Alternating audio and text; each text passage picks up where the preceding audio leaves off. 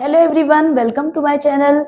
To our class 8th students, today we are going to do question number 11 and 12 from page number 12 and 13, chapter 1, part 2, fraction in disguise. आज हम हमारी video में करने वाले हैं question number 11 and question number 12 और हमने हमारी प्रीवियस वीडियो में क्वेश्चन नंबर 9 एंड 10 कंप्लीट किया था. So let's start the video. Question number 11. An estimated 90% of the world's population lives in the northern hemisphere. क्या कहा है क्वेश्चन में कि एस्टिमेटेड मींस अनुमान लगाया जाता है कि करीबन जो वर्ल्ड की 90% पॉपुलेशन है वो कहाँ रहती है, नॉर्दर्न हेमिस्फीयर में. Find the approximate number of people living in the northern hemisphere based on this years world wide population. उन्होंने कहा है कि इस ईयर की जो भी वर्ल्ड वाइड पॉपुलेशन है अप्रोक्सीमेटली उसके अकॉर्डिंग जो नॉर्दर्न हेमिस्फीयर है उसमें कितने नंबर ऑफ पीपल रहते हैं. यहाँ पे परसेंटेज में बताया है कि 90% रहते हैं, लेकिन वही चीज हमसे किस में पूछी है, नंबर में. Okay, so let's start the solution. देखिए, जो अभी वर्ल्ड वाइड पॉपुलेशन है अप्रोक्सीमेटली 8.2 बिलियन है, तो हम लिख लेते हैं the world wide population is 8.2 billion.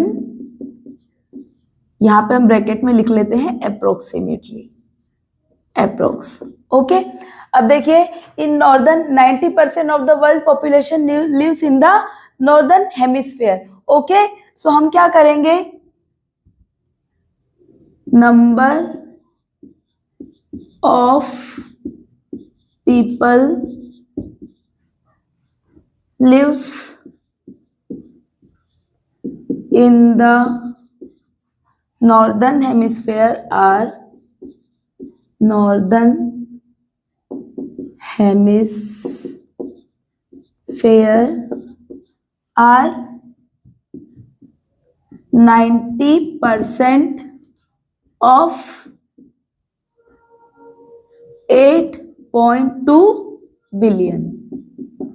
Okay, क्योंकि जो हमारी 8.2 बिलियन है वो वर्ल्ड वाइड पॉपुलेशन है, और वर्ल्ड वाइड पॉपुलेशन का जो 90% पीपल है वो कहाँ रहते हैं, नॉर्दर्न हेमिस्फीयर में.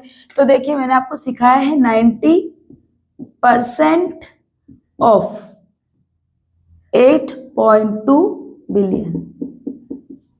अब देखिए 8.2 बिलियन को हम कैसे लिखेंगे, ये देखिए 90 डिवाइडेड बाय 100 मल्टीप्लाई बाय, देखिए 1s 10s 100 1000 10,000 100,000 मिलियन 10 मिलियन, और ये हो गया आपका 3,367 मिलियन 10 मिलियन, ये आपका 100 मिलियन, और ये बिलियन.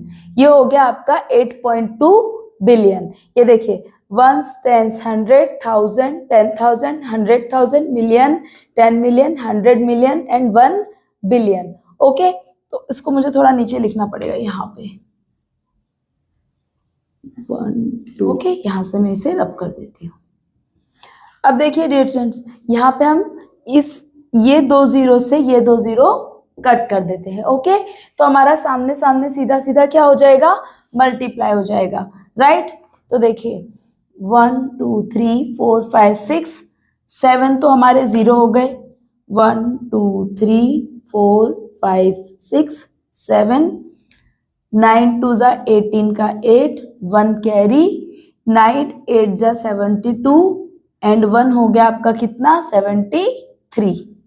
ओके, अब देखिए ये कितना हो गया, 1s 10s 100 1000 10,000 100,000 million 10 million 100 million and ये बिलियन. तो हम इसे लिख सकते हैं 7.38 billion.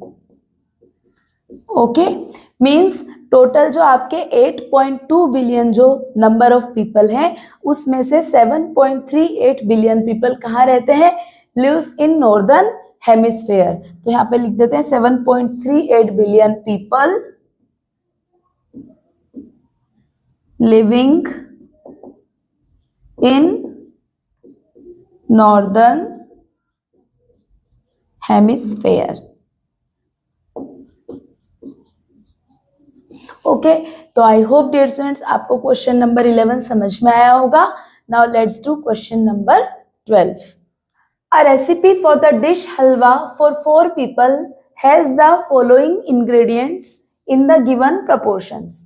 Rava 40%, sugar 40% and ghee 20%. देखिए एक हलवा बनाने की रेसिपी दी हुई है जिसमें जो तीनों इंग्रेडिएंट्स यूज होते हैं रवा, घी एंड शुगर. रवा का परसेंट दिया है 40%, शुगर 40% और घी 20%. मीन्स इतना इतना प्रोपोर्शन हमें डालना है तब हम 4 पीपल्स के लिए हलवा जो है वो बनाएंगे. ओके, सो इस पे बेस्ड 2 क्वेश्चंस हैं. First, if you want to make halwa for 8 people, what is the proportion of each of the above ingredients? अब वो कह रहे हैं कि ये जो हमने proportion दिया है वो 4 peoples के लिए दिया है. अगर आपको यही हलवा 8 पीपल्स के लिए बनाना है तो हर इंग्रेडिएंट्स का जो प्रोपोर्शन है वो कितना होगा. तो देखिए डियर स्टूडेंट्स, यहाँ पे समझने वाली बात यह है कि प्रोपोर्शन कभी भी चेंज नहीं होता है. चेंज क्या होती है? क्वांटिटी. मींस 100% जो टोटल क्वांटिटी हलवा बनेगा उसमें से आपका रवा 40% ही होगा, शुगर भी 40% ही होगा, पर घी भी 20% ही होगा. क्या लिखना है? इन्होंने पूछा what is the proportion of each of the above ingredients. तो हमें यहाँ पे लिखना है proportion will be the same. Proportion will not change, it will remain same. हम यहाँ पे कॉमा लगा के लिख देते हैं the quantity will change. The quantity will change. Okay, तो आई होप आपको समझ में आया है. Next part, if the total weight of the ingredient is 2 kg, how much rava, sugar and ghee are present. देखिए यहाँ पे मेरी बात क्लियर हो रही है कि अगर टोटल वेट जो है वो इंग्रेडिएंट्स का, यानी कि सारे इंग्रेडिएंट्स का टोटल वेट मिला के 2 kg है, तो आप बताइए कि उसमें कितना रवा है, कितनी शुगर और कितना घी प्रेजेंट है. ओके, अभी यही अगर हमें 1 kg के लिए देंगे तो जो है वो क्वांटिटी चेंज हो जाएगी, 3 kg के लिए देंगे तो क्वांटिटी चेंज हो जाएगी. तो देखिए यहाँ पे रवा 40% और शुगर 40%, यानी कि रवा और शुगर दोनों 40% है. तो हमें क्या निकाल लेना है? 40% ऑफ 2 kg फॉर रवा एंड शुगर. हम लिख लेते हैं यहाँ पे 40% ऑफ 2 kg फॉर रवा एंड शुगर. ओके, तो देखिए 40% ऑफ 2 kg, राइट. तो देखिए यहाँ पे 22 जा 40, 25 जा 100. ये हो गया हमारा 2 2 जा 4, 4/5 kg. 4/5 kg अगर हम 5 से 4 को डिवाइड करेंगे तो 0.8 kg, राइट. 5 8 जा 40 होगा पर पॉइंट लगा के 0.8 kg. सो बोथ रवा and sugar will be used in 0.8 kg. Quantity जो रहेगी वो कितनी रहेगी? 0.8 kg.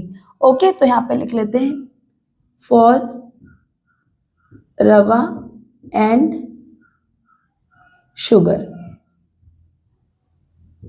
रवा एंड शुगर दोनों यूज कितना होगा? 0.8 kg. अब यहाँ पे हमें कितना निकाल लेना है? घी के लिए हमारा क्या रहेगा?